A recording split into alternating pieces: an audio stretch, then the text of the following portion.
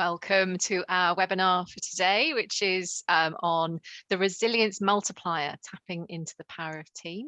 We're just going to chat for a few minutes while we're waiting for everybody to join us.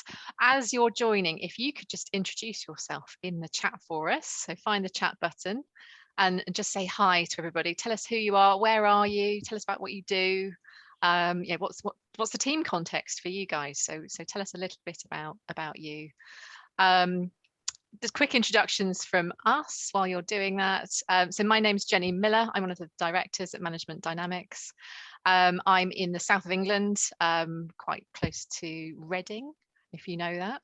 And I have a very strong passion for teams. So the dynamics in teams are something that absolutely fascinates me. And I also have a very personal interest in resilience as well. So I think, like everybody else on this planet, I have noticed my resilience waning over the last 2 years, and have also noticed how important routines are to maximising the resilience that I have on a day-to-day basis, and how important my team are to that as well, and how much energy I get from the team around me. Alison, do you want to introduce yourself as well? Yeah, so I'm Alison Grieve. I'm one of the other directors at Management Dynamics. I'm along the road from Jenny, and it's a very cloudy, overcast day here in Sunninghill, just near Windsor. And I've been working with teams for years now, and I'm really interested in what it is that enables some teams to really click and get to that amazing part. And I think particularly looking after, the last 2 years and so many teams we've worked with, as well as our own, thinking, what is it that's enabled some teams to just take it all on and somehow get through it, achieve amazing results, and be resilient. So I'm really into this. What is the power of the team, and how can we make sure that we share, all our best practices and our experiences with all of you today? Peter, do you want to introduce yourself as well? Yeah, welcome everyone. It's great to see you all, or at least see you there in the background. I'm Peter Firth. I'm a customer experience consultant at Management Dynamics, and I'm here really to support Jenny and Alison today. So make sure that we run nice and smoothly, that you get a great webinar. So I'll be monitoring the chat, so please use the chat. If you've got any questions, there's also the Q&A function. So at the end, we'll leave some time to really answer your questions. So please feel free to kind of put questions out there, write them in the chat or in the Q&A, and we'll get to them at the end. And if you have any questions for me, please feel free to message me privately as well. And yeah, really looking forward to an awesome webinar with you guys. Thanks, Peter. So shall we talk about what we're going to cover today, Ali? So what are we going to talk about today? Well, we're going to tell you a little bit more about Management Dynamics for those of you who, haven't heard of us before. So we'll tell you a little bit, but very briefly. And then we're going to get right into what's the context for teams right now. And as a result of that, what is it that you can do with your team to experience that resilience multiplier? What is it? And what is team resilience? We'll then get into talking about the dynamics of high-performing teams and what does a high-performing resilience team look like, and what can you do to get a more resilient, high-performing team. So finishing off with looking at what's the investment, both the short term and the long term, and then next steps. Lovely. Feel free to ask lots of questions as we go. Just pop them in the chat, or use the Q&A, and we'll make sure that if it's, if we pick it up, we'll do it at the time, or we've got some space at the end where we can respond to questions too. Thank you, Ali. So let's tell you a little bit very quickly about us, for those of you who don't know Management Dynamics. We specialise in 4 key areas. So leadership development, we design and deliver bespoke leadership development programs for our clients. We also work in the talent management space. So we're able to certify people in Korn Ferry assessment products. We do a lot of work, huge amount of work with teams. We do team coaching in that space, and we also do team development stuff, and we also do one-on-one coaching with people as well. So those are the kind of 4 key areas that we work in. These are just a few, just a select few of our lovely clients that we work with. And we're very much a global organisation. So we've got associate consultants all over the world who are capable in many, many different languages. Ali, do you want to talk about a little bit about the context for teams? Yeah, I love that picture, Jenny. So yeah, the context for teams right now, well, we'd have to start by talking about the crisis, wouldn't we? Crisis management for teams. We had crises before the pandemic, but really we've had a lot of different things. So it's not just been about managing the pandemic. It's also to do with supply chain issues, people, health issues, absences. There's also been politics, oil, whole load of range of different things. So a very complex world with a lot of ambiguity going on for many people. And what we do know is that for us humans, managing change can be tough. And when it's ambiguous, it's not natural. You could say that the human psyche is like a rubber band. We want to snap back to form and what's familiar. And we're not in a very familiar world at the moment. And the other piece is that as a result of all of that, we've got the remote hybrid working happening where, everybody went remote. Now everybody's back, hybrid, and now back to remote. And so this mix of what's it going to be, and it's resulted in people rewriting, rethinking their ways of working, learning those things, but kind of still wanting to snap back to how it used to be. But it's caused a lot of fatigue.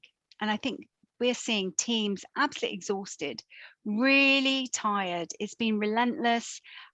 It's not just, trying to do the work that you've done before, but people have been trying to deal with lots of different issues and putting in new technologies and working in very different ways and getting amazing results. I mean, I think we've seen the productivity go up, but actually people really finding it hard to hold that level of effort for a long time. And that's where resilience comes in. It's there's a lot of fatigue out there. We all want to ping back to normal, basically. That rubber band analogy, I love it.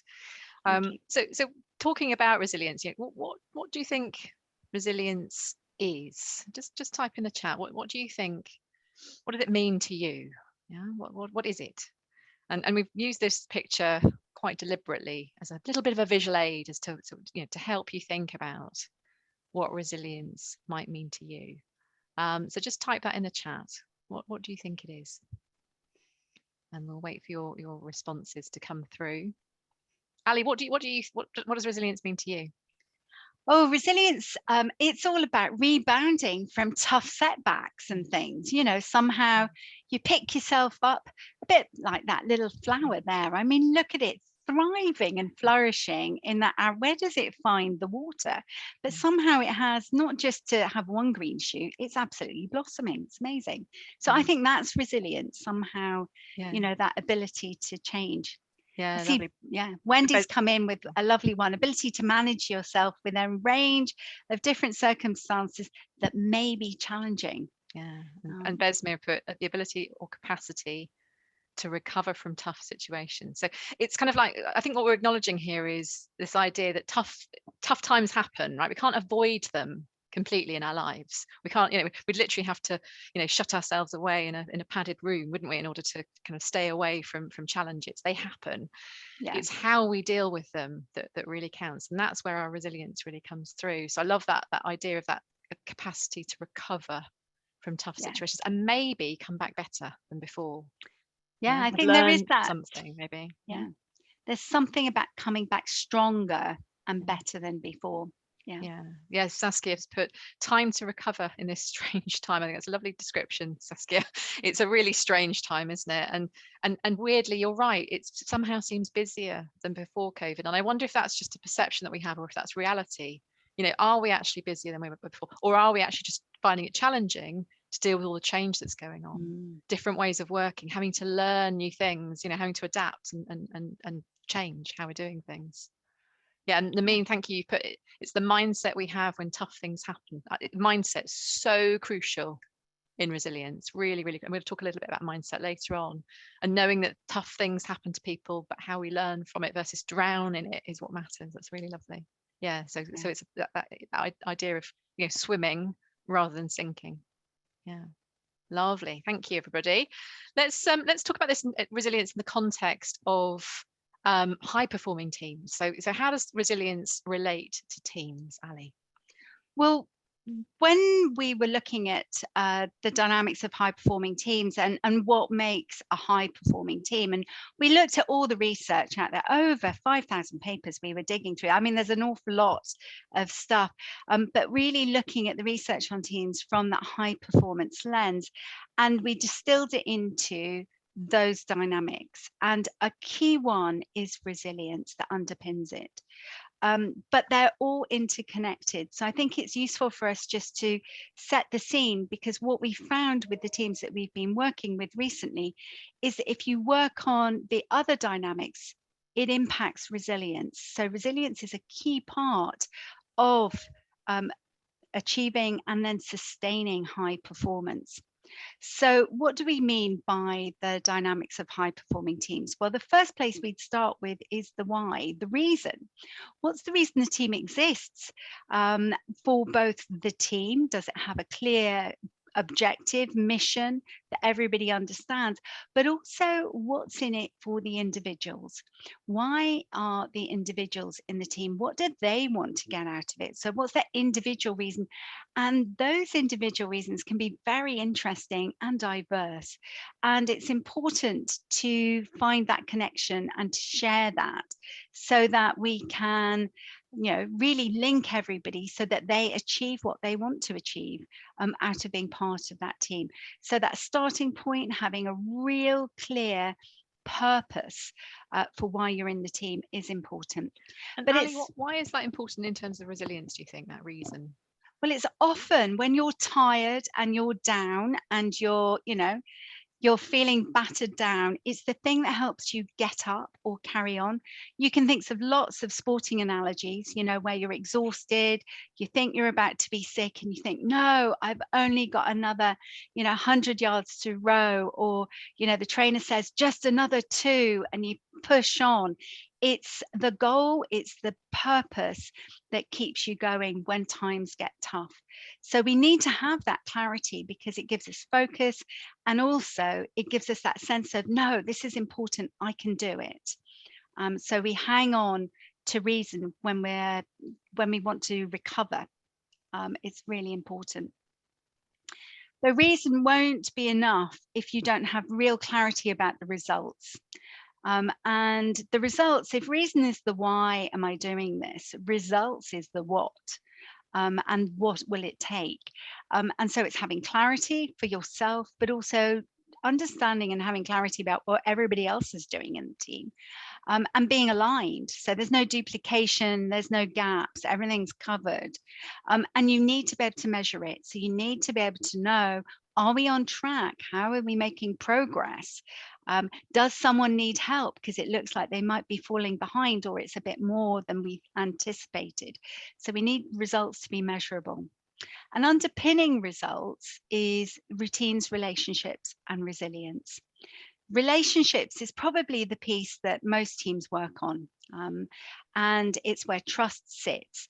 But actually, you know, psychological safety is important. Lots of research from Amy Edmondson and Google Project, of course, talking about psychological safety, you know, the ability when things are hard or there's lots of challenges coming on, to speak out and to say what you think, and to feel that you can open up and say when you're not comfortable about something, or when you're tired or you don't feel you can complete things. That needs psychological safety. And also constructive conflict, to be able to challenge others. So not only showing your own vulnerability, but also to be able to speak up and challenge and have good discussions about, is this the right thing to do? Is there not another way? Or maybe we should stop. Could be good things that need to happen. Engagement. How do we get everybody engaged? A high-performing team is where people feel empowered and engaged and working together. So, if you're going to achieve your reason, your own personal reason, you want to feel engaged. Otherwise, you're obviously not signed up enough to that personal reason. And then collaboration, a key factor for resilience actually is collaboration. It's working together. It's that human connection that builds in there, and that human connection creating something together that builds a huge positive energy and that synergy. And we talk about multipliers. There's a bit of multiplier that goes into that collaboration. Routines, of course, are critical from a resilience perspective as well. Are your ways of working supporting the team's energy rather than taking things away from them? Are your ways of working slick and fit for purpose? They're not just the way we've always done it. Are they fit for purpose in that time? Do you have good communication processes? And what's the climate in the team, as well as the sort of general rhythm of that team? And how do you make decisions? Are they being held up in a block by somebody? Is there a sort of blockage, or are they being made appropriately at different places? So that really can be a key process in supporting teams to be resilient. And then finally, resilience itself. And resilience itself, we talk about it being the continuous review of all the other dynamics. So, we would often say, even if resilience is your lowest facet on the dynamics of high-performing teams, start with the others first, and you'll see resilience start to rise. But we do specific things to think about resilience. So how does the team adapt to change? How do they adapt to changes in team members? And how do you think about sustaining that performance, managing the energy levels of the individuals in the team and the workloads and so on? Now, we use the diamond as a really important analogy for high-performing teams. We believe that high-performing teams are still relatively rare. And we believe also that high-performing teams are difficult. It's tough, and you need to be intentional. You need to go out to actually build, just as you would for a diamond. You have to go and look for them. And when you find them, you have to work hard to get them out the ground. And then you have to spend more effort polishing, cutting, polishing, setting them. And even then, once you get there, you have to polish them and keep them clean to really keep that sparkle going. So diamonds are valuable and people want them. They're multifaceted. They look different from different angles and they share a lot of light. And my favorite one is that they're hard and they cut through everything. And for me, that's resilience. Jenny. Yeah, lovely. Thank you, Alison. Let's dig a little bit deeper into this idea of resilience in teams, and just think about, if you think about the nature of a team, it's made up of a group of individuals. So you've got team member number 1, number 2, number 3, number 4, number 5, and so on, however many team members you've got. And each of those team members might be a member of more than one team. They might not just be a member of this team. They might also maybe have their own team that they're leading, or they're part of a project team, or they're part of a matrix structure. So often it's quite a complex picture that we're dealing with. But if we think about each of those individual team members, they've got their own level of resilience right now by themselves as an individual. It's when we start to come together as a team that we see this little star in the middle, which is the moments when team members start maybe to collaborate with each other, or meet with each other, have a team meeting. We have a team meeting every Monday morning, don't we, guys? That's one of our star moments where we come together and we collaborate on the week ahead. Or any other interaction is, as a team, is that kind of meeting of these individuals in some way. And there's opportunities here to either erode resilience or to build it up in a team. So for example, some examples of it eroding resilience: if people are excluded, and sometimes we exclude ourselves, right, from the team, maybe people don't collaborate on something, that can reduce the resilience of both the individual team members who are feeling excluded and the team itself. Low resilience is infectious. So if one person is struggling, it can impact the rest of the team as well. We can infect other people with our state of mind unintentionally. Resilience is also infectious in a positive way. So the reverse can also be true. And that's the bit that we want to tap into, is how do we kind of make this infectious positive resilience happen in the team.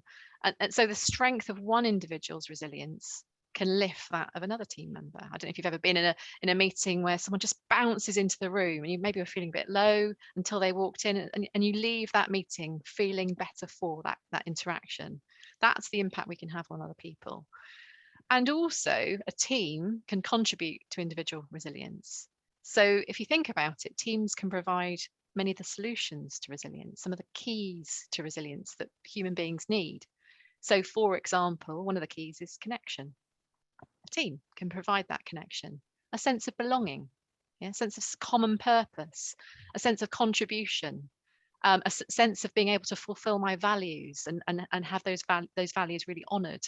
A team can give all of those things, and all of those things are part of what makes up resilience. And what we often find is that leaders, really, when they're thinking about resilience, they're thinking about it on a one-on-one basis, which is important, right? You've got to, we have a duty of care to our people as leaders. The people in our team, we need to look after them and think about their individual resilience.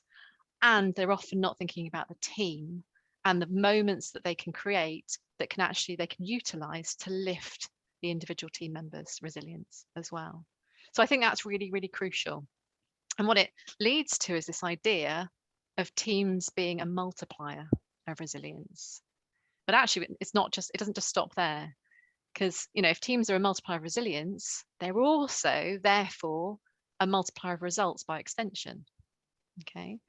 So we don't think that you can get results, or certainly wouldn't get them for very long, if you didn't have a resilient team. You might have a team that could achieve a goal on a short-term basis. They can smash that sales target, but could they consistently keep on smashing it if they're not resilient? Probably not. Probably what's going to happen is that they'll fall over at some point. The cracks will start to show and individual resilience will wane, and so therefore will the team. So if you want results, invest in the resilience of your team. It's a multiplier. Ali, do you want to tell us about an example of this in the sporting world? Oh, I love this example. I don't know if there's any sailors out there, but the around the world Clipper race has to be one of the craziest endurance team sports out there. It happens every 2 years. It is a 12-month round the world crazy thing. There's 12 boats and they're all exactly the same. So it's not like Formula One where everybody gets to build their own car. This is everybody's in the same boat. So there's 12 boats. You have 16 crew members who do the whole 12 months, and then you get what was called 4-leggers. So they just come on for one part of the race. There's, I think it's 6 stages, and these can last up to 50 days, these stages. So long times on the boat. The leggers may not have very much experience of sailing either, and they're only on for one leg. So these guys go off and they race round, and Ashridge in 2013 did some research to think, what's the difference that makes the difference between who wins and who loses? And the winning skippers and the ones that were coming out the best out of these teams said it was all about people and leadership. And the key things was actually, first of all, about the emotional intelligence. How did you understand people? How did you understand your own emotions, how you were feeling, what triggered it? How could you read others and manage those relationships effectively? So really the people side of it, your emotional intelligence, absolutely critical. And linked to that was how you dealt with conflict. And as you can imagine, with 20 people on a boat in pretty tough circumstances, sometimes very often wet, and in a small space, there would be some conflict. So how did you resolve the conflict? How could you make conflict a constructive process? And part of it is an emotional intelligence solution, but also having processes and ways of enabling people to have the psychological safety to say what they think. Really critical. The third one was all about how you flexed and adapted and accepted differences. Very international. sailing around the world. So weren't just, you know, in a usual kind of place. So lots of differences, but also flexing and agreeing that the plan that needed to be thrown out and they were going to come up with another plan, but flexing in the way that they did their routines on board to some extent as well, so that they could adapt to each other's needs and also be fully aligned with what was important. And the last but not least was all about how they re-energized and they recharged and got enough sleep. Absolutely critical, because they all knew it, but the teams that made sure that everybody got some downtime, they weren't on, and they got some really good sleep was absolutely critical. It meant that people needed to accept that there was others who could do their job, including the skipper. It was about letting go and training other people up. So you weren't the only one who could do watches through the night, for example, even training up those leggers who didn't have much experience so that they could cover and do the tasks. And what that did as well is it created much stronger bonds across the team. And so then they were able to make sure that everybody was able to get that sleep. And so it was critical that the team worked hard to identify how they could share that so that it was fair as well. Lovely. So a really nice analogy, I think. You know, I think Yes. there's a lot of lessons to be taken from that example back into, you know, our world of, I know. not on ships for most of us, I'm assuming, certainly not every day, tend to be kind of more on solid ground. But so let's have a look at what does a high performing, resilient, in capital letters, team do. I think the first thing that I notice amongst, and the research backs this up actually, is that a high performing team, and by extension that therefore they have to be resilient to be high performing, do more with what they have. Yeah, they make the most of the resources that they have. They don't spend a lot of time complaining about a lack of resources, even though that might be true. They make the most of what they've got, and they work smarter, not harder. So when we start working with a lot of teams in our team coaching practice, what we notice is a fear that striving for high performance means working longer hours, and they're often on their knees already. And the belief is, I just can't give any more. And that's not what it's about. So getting to high performance in a team is not about killing yourself in the process. Okay, it is about working smarter. So, and actually, what this means is, you know, things like taking proper breaks. You know, being able to, and this is not just your annual vacation. This is how you take breaks, structured breaks regularly through your working day. So, how do you make sure that you have time away from your work that is proper? A proper break from the work, so that you can come back refreshed. And what we notice is that when teams do this and create routines for it, their productivity soars. You know, the difference that this makes is huge, and it's just a little thing that is such a significant shift in thinking. They also celebrate the small wins. So we see a lot of good teams, average teams, celebrating the big stuff, you know, hitting that end of year goal or whatever it might be. They all celebrate that, you know, they have amazing parties and so on. But what we don't see, and we tend to only see this in high performing teams, is celebrating the smaller wins, you know, the little steps that contribute towards that bigger win, that actually, if you hadn't got that, you wouldn't have achieved that bigger objective. And these are the things that keep people going, even when the going gets tough. So, you know, that's the key to motivation in these teams, is celebrating the smaller stuff. They also laugh together. I think this is so crucial. It's something I observe a lot, and it's a little indicator I have that a team is shifting in its development from good to great. Is how much laughter there is, and what's the nature of that laughter. You know, is it real camaraderie, and laughing often in the face of adversity as well. They can still joke even when things are getting tough, is what I notice, and I think that's a real sign of resilience as well as high performance. Yeah. And I think this last one, we talked a little bit, you mentioned mindset earlier. I think this is it. So what we notice is that in high performing resilient teams, they do not believe in winning and losing. Yeah, there is no such thing as losing, for example. There is only winning and learning. Yeah, quite a shift in the way of thinking about losing, right? That there's no such thing. There's only learning. There's only something to be learned from this, which actually means there is no failure anymore. There's only an opportunity to learn, right?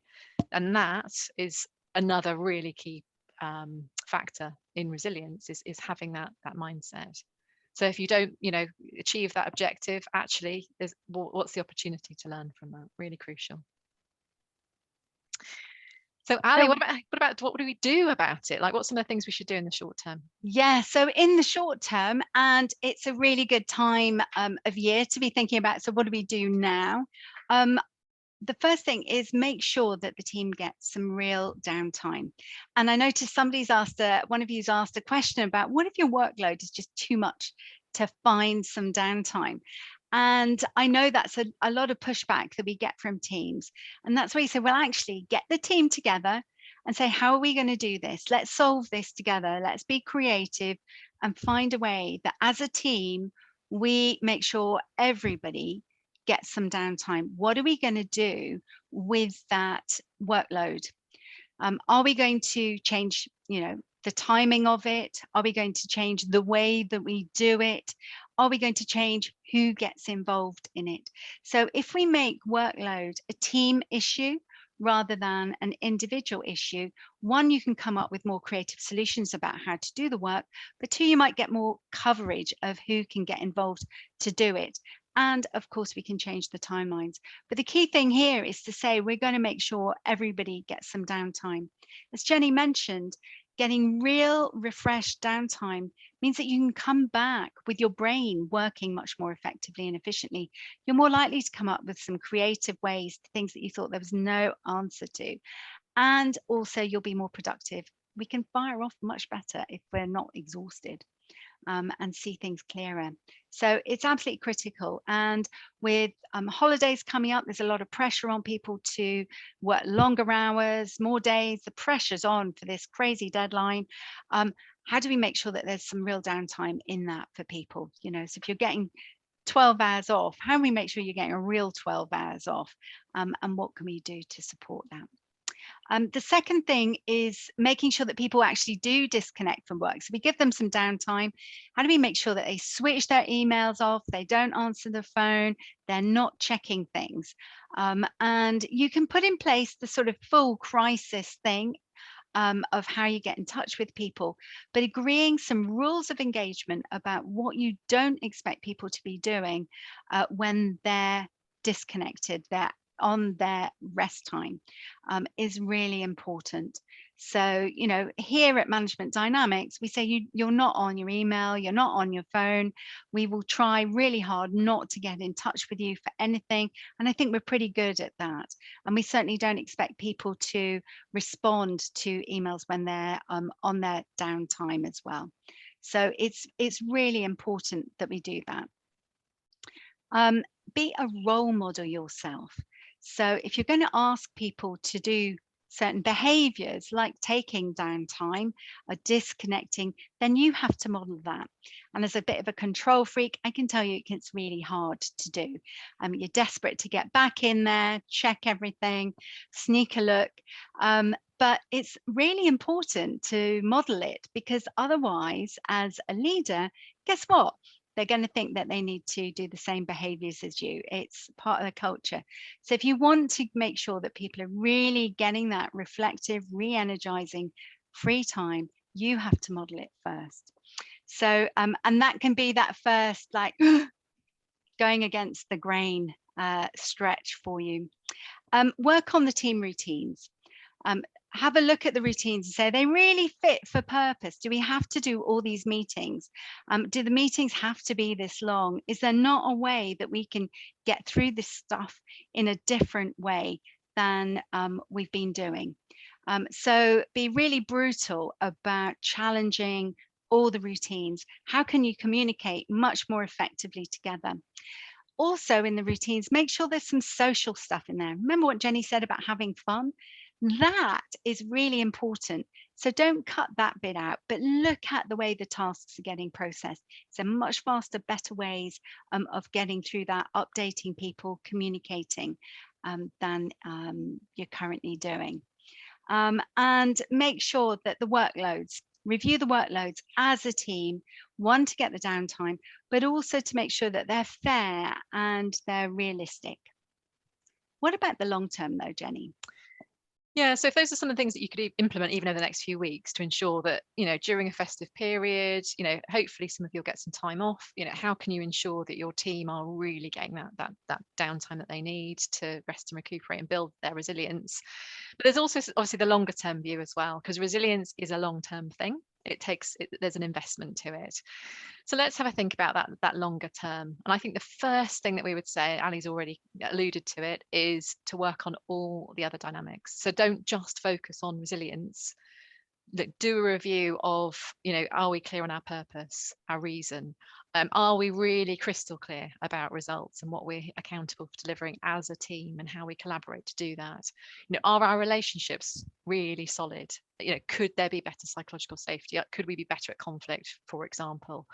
And are our routines fit for purpose? And all of these things need constant review. So spending time deliberately focusing on those other dynamics as well as the resilience dynamic itself, really, really crucial. We mentioned workloads in the short term. I think this is a longer term thing as well. So I think it should be a routine that you have regularly to check in on workloads, to be anticipating what's coming next and thinking about those peaks and troughs in workload, and thinking about how that's spread out across the team and how you can use the power of team to offset some of those moments where particular team members might be particularly put upon in terms of workload. So use the team to even out those peaks a little bit more. Plan for the unexpected. Okay, so for example, at the moment, we're case numbers of COVID are rising in the UK quite quickly. We're anticipating that some of the face-to-face events that we're running in January might well need to be cancelled or at least move to virtual. So we're planning that now. Now we hope that might not be the case, but if we've planned for it, it means when it comes, it's not a shock. Yeah, we can think about what to do in those situations. That's kind of what resilience is, actually. It's about being prepared for the unexpected.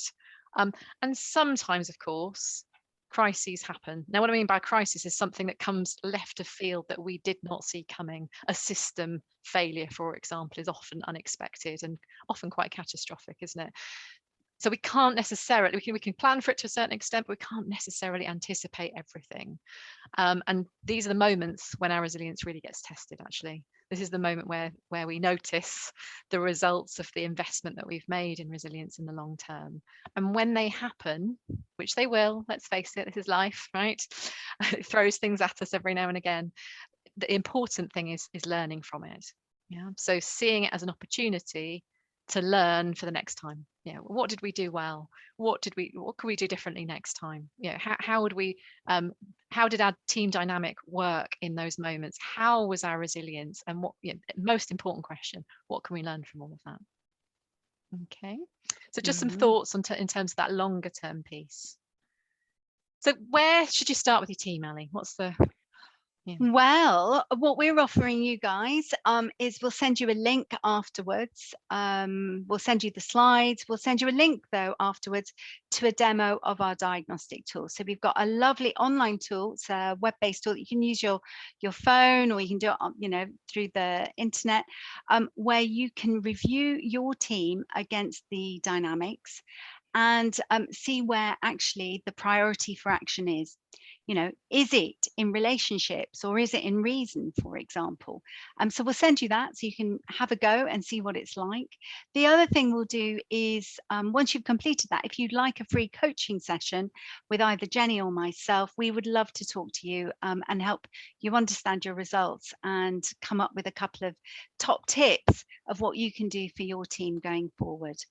So that will help you really understand where you should start with your team. It will give you the focus. And I think it builds on to one of the questions that was asked, which is, are any of the dynamics more important than the others? And our answer there is actually, they're all important. Looking at research, we know that they're the essence, all of them are the essence of what is needed to get to high performance. So it depends on your team, which one is the more important to start with, and the context of your team. So use the demo, and that way you can work out where your team is and where's the priority for your team to start now. And you might decide that actually it's resilience you want to work on first, or maybe it's relationships or results, but you'll get a real clear view through looking at the diagnostic, and then we'll help you understand it through the coaching session. I think the other thing that we notice around those, that what's the most important dynamic, is that it can change. It will change over time, because teams are dynamic in nature. They don't stand still. They change and shift all the time. A new member of the team joins, suddenly you've got a new team on your hands. The dynamic's shifted. So suddenly relationships might well be the most important thing to work on first. The context changes. I don't know, a significant process changes in the organization, and suddenly routines are the most important, because you've got to shift how you work in order to meet that new demand from the organization. So lots of things are always playing a part in what's the most important dynamic for a team, and it's team specific to work on at any given time. So I think that's the kind of way to see this. Is there's not necessarily a set order to go through them in, but and they're all equally important, but maybe not at the same time for a particular team. What other questions have we got, Peter? And by the way, please, this is where we open up to questions. So do put your questions into the chat or into the Q&A function, and we'll answer them now for you. Peter, what else have we got? Thank you so much for the questions so far, and as I said, please keep putting them in. And we've had one: if you had a team member lacking in resilience compared to the team overall, how can you help? It's a lovely question. And I think that is a common problem, right? So, or it feels like it's a common problem. We might be that team member that feels like we're the only one with an issue in terms of personal resilience. I'm betting you're not the only one, promise you. But I think that that might be an example of working on it from two angles. First of all, that one-on-one relationship that the leader has with that team member, and understanding the root causes of that lack in resilience, but also tapping into that power of team as well. I think that's the bit that often gets missed, is how could we as a team create that kind of support network, that connection, that sense of belonging, that fulfillment of our personal values and motivation. I think that feels really crucial in really helping somebody to lift their resilience going forward. Ali, what do you think? Yeah, and I think we know from research on mental health that people need good support networks. I mean, we talk about that. People shouldn't feel lonely. They shouldn't feel isolated on their own. They need good support networks. And in the organization, that's your team. And so I think really helping the team member understand that they're probably not alone. I'm with you, Jenny. When you ask the question, open up, you find out everybody's feeling the same way. And suddenly it becomes a shared problem. And so, we've got some lovely tools that help the team talk about the resilience and how they can work through energy as a team together. Yeah. What about another question, Peter? We've got another one. Can you implement these ideas as a team member rather than a team leader? Yeah, absolutely. I think that tapping into the power of your team, even if you don't lead the team, I think that's absolutely within your gift. I think that the rest of your team would welcome that, and I don't think it has to come from your leader in order to make that happen. So I think that's really crucial, to kind of go into that mindset of, how can I utilize the power of this group of people that I happen to work with on a day-to-day basis to lift my resilience, but also other people's resilience as well. Really crucial. Yeah. So if you're thinking about, so how could you use some of these ideas on, so that we showed at the end of this webinar on a personal basis? For me personally, routines are really crucial in personal resilience for me. And that impacts how I interact with my team as well, of course. So for example, I've started blocking out an hour at the beginning of my day, an hour at the end. I don't manage to do this every single day, but I have an intention of having an hour free of meetings, free of other commitments, if you like, where I've got a little bit of a buffer to create what I call a third space for my day. So that's the time when I go in and organize myself. I go and check my emails and see what's come in overnight that I need to pay attention to first thing in the morning. I will spend some time responding to emails then. I also spend some time planning and replanning the rest of my week and the week following as well. So for me, that's a space where I can kind of organize my thoughts and get ready for stuff and adapt to things that have come in. That's become really crucial for my resilience, in fact. So that's just a personal thing to me. It's not, maybe not won't work for everybody, but I think that idea of what routines do you have that build your resilience? You know, for me, another one is exercise. If I don't plan it into my week, it just doesn't happen. So I have to put it in my diary and block it out, and that's my intention set. Now, sometimes, you know, things happen that mean I can't do it, and I try and rejig my week accordingly. But having those routines, I think, is so crucial for resilience, and thinking, how is this building my resilience? How's this contributing to my energy levels? You know, I'm also trying to plan to do thinking work earlier in the morning, because that's when I do my best thinking. Late at night, no. Forget That's when I do mine. Yeah, you're the complete opposite of me, aren't you, Ali? So I do mine late at night, my thinking, but it does require you to, you know, resilience is a building thing. It's you can't just suddenly switch it on. It's not like an electric switch. We build resilience, so we need to build ourselves up. So it's much more like charging a battery over time. And so it's good routines that help us. And so if you have that sort of unexpected kind of roller coaster workload, and we've been through that kind of environment too, it's almost like you need to plan in for how you're going to handle those. But when it's lower, make sure that you're doing lots to build your resilience in, so that you've got capacity for when it comes through, and think about how you manage all the other commitments that you've got when you've got those extra work commitments. Yeah, lovely. Yeah. I think this really leads really nicely onto maybe our last question, because we're pretty much at the end of time. Someone's asked, the way their job works is that work comes through unexpectedly and lots can come through at once, so it's hard to develop a routine.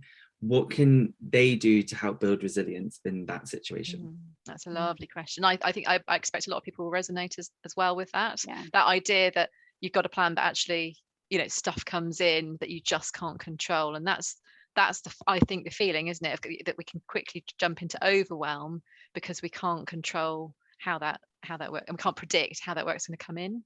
And I think a couple of things there might be to think about. Well, what could you control?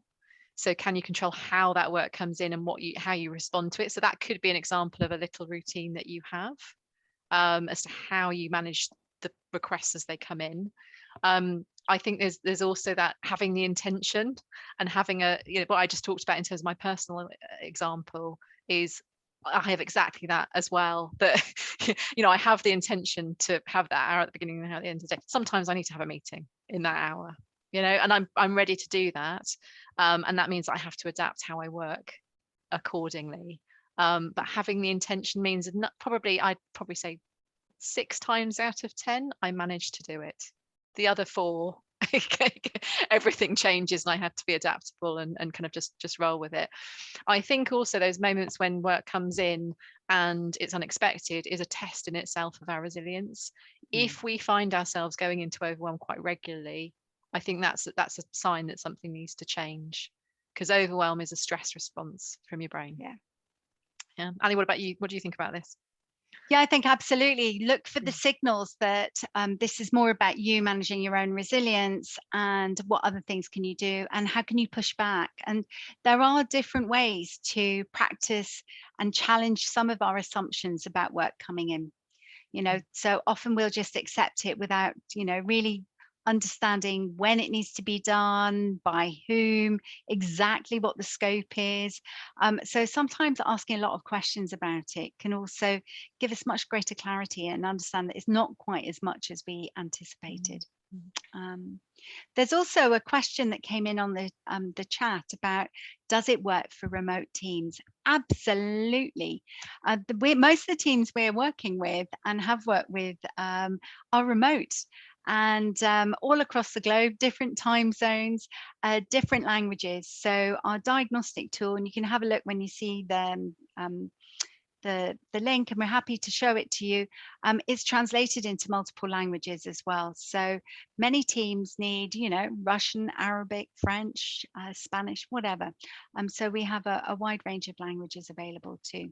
But it's particularly important, I think, in the remote hybrid working thing, to find ways for teams to review their routines and to review the relationships, the reason and the results, to really form up that resilience of the team remotely. So yeah, it works. And the thing I find in a remote team, we are a remote team ourselves. We don't have an office. We never will do. We never have. We are completely remote, and you have to put extra work into the resilience of a team that is remote. You have to put extra work into everything in a remote team than you might in a face-to-face team, to truly get to high performance, because everything just takes a little bit more effort. You know, you're not kind of seeing each other at the coffee machine in the office on a regular basis. You know, to create a sense of connection and belonging takes more work, because it's so easy when you're in those moments when we're meeting to just focus on the task. So we have to, we have a routine where we talk about other stuff first, and we finish the week every week with just a moment of connection. It's not about work. And of course, we naturally talk about work stuff as well, but that's not the intention of it. So creating routines is even more crucial in a remote team. Putting effort into it, measuring it, you know, emphasis on it, even more crucial. So thank you, everybody. That brings us to the end of the webinar today. We will share the recording of this session with you afterwards. Feel free to share it on with other people. Share and share alike, I say. And we will also follow up with a link to the demo. Please do get in touch with us. We love conversations. We love connections with other people, even if it's just to kind of, you know, to challenge our thinking and to think differently about things. So please reach out and set up some time with us if you want to chat about these things further. Yeah.